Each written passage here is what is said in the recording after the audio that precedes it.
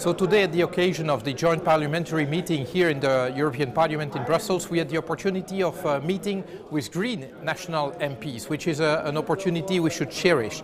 Indeed, we know that 60–70% of the legislation made in the member states basically originates from here.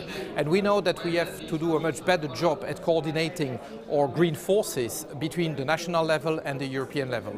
Case in point, European economic governance. So you know, this is the issue of how can we make sure that we will not fall in the same trap as the Greek crisis caused to the euro. So we need to put in place the rules and the surveillance mechanism that allow the Eurozone countries and the EU27 to really make sure that we don't fall into that trap again. Now, we had a discussion between the Green MEPs in the Economic and Monetary Affairs Committee mostly, and national MPs from Belgium, Austria, Germany and Finland.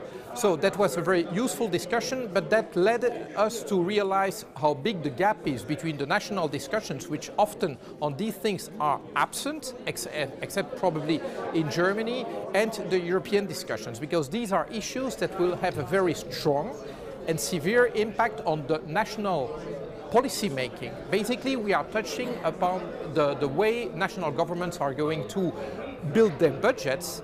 And we know that since we are putting together rules that will apply to all the member states, we have to make sure that these rules will still enable the member states to carry out the policies they need to carry out. And you know, that's the sole issue of sanctions.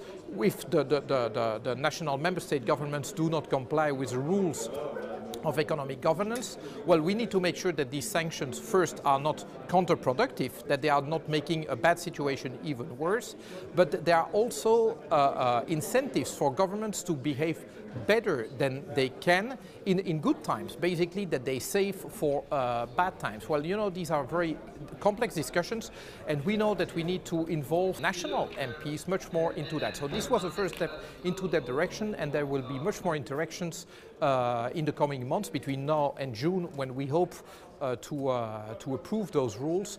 There will be many more interactions between European MEPs and national MPs, probably under the form of more meetings here in Brussels, but also of meetings within some of the member states which we intend to visit.